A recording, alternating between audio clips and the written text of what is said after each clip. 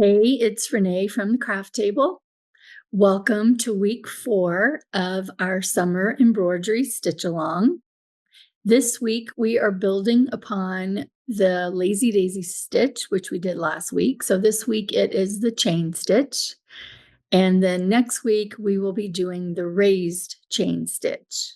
I am using Allison Glass size 8 pearl cotton by Wonderfil. Color is EZ2128. I have threaded my size 5 needle. I have it knotted, and I've gone ahead and brought my needle up to the top of my fabric where I'm going to begin stitching the chain stitch. I like to stitch the chain stitch sort of away from me, bottom to top, for lack of a better way of describing it. So I'm going to turn my fabric this way. And like I said, I've already brought my needle and thread up to the top of my fabric where I'm going to begin stitching the chain stitch. And so I'm just going to stitch along this right here. Okay, so I brought my needle and thread up. I'm going to hold my thread out of the way, off to the side. I'm going to put my needle right back down in the same hole where I brought my thread up. And then I'm going to kind of rock it where my stitch length is going to be, so like a 1/4 inch. And like before with the Lazy Daisy stitch, the key is to make sure that you have either tuck your thread behind your needle. You just want to make sure that when you pull your needle through, that you've got that loop formed. And I find if I pull my needle in the direction I want my stitch, it just makes it a little bit smoother. So the next stitch, what you're going to do is, again, you're going to bring your needle down in the same hole of where your previous stitch ended. So that means putting it inside that loop. So the needle goes down, and then I'm going to come up a stitch length away. And again, see, I've got my hoop or my loop of thread like that. You can tuck it behind your needle if you want.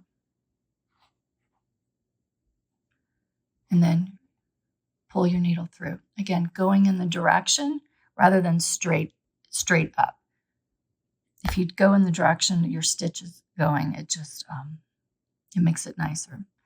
So the stab and stitch is the same stitch. It's just done a little bit differently. And sometimes the stab and stitch method is easier if your fabric is a little bit thicker, or if you've gotten to the end of your stitching and you don't have as much room with your thread, as much thread to maneuver your stitch. So again, I'm going to take my needle down where I came up, but instead of going ahead and making that stitch, I'm going to take it to the back, but I'm not going to pull it all the way through. I'm just going to pull it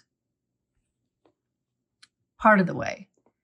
And then before it's pulled all the way through, I'm going to bring my needle back up to the top where I want my stitch to be. So it makes the same stitch. It's just a matter of preference, and sometimes depending on the material that you're working with. But I've got my loop. I've got my needle coming up inside that loop.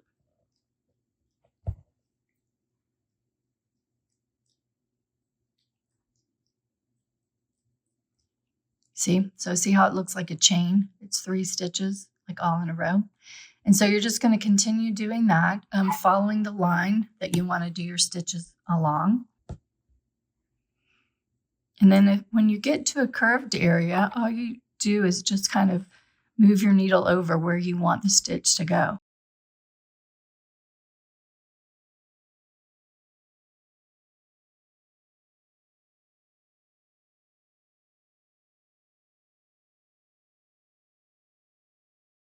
I've ended this little part of the butterfly, and then I'm going to go back and do this part. But I don't want to travel with my thread from here to here. So I'm going to finish my chain. You're going to take your needle to the back by placing it over that loop and securing that final stitch. So I have a fresh set of needle and thread, And now I'm going to do the chain stitch just on this little part right here, from here, curving it around.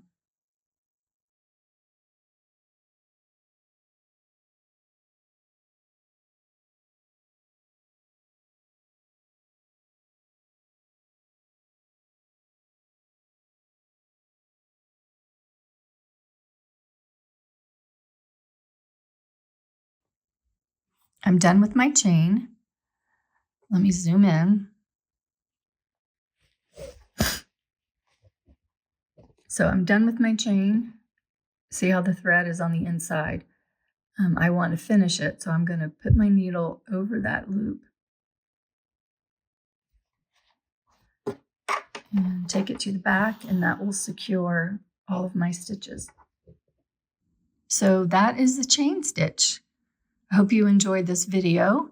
Next week, we will do the raised chain stitch, and it'll be interesting to compare the two and discuss places where you might use one stitch over the other and just, compare the two different stitches. All right, see you next time. Happy stitching.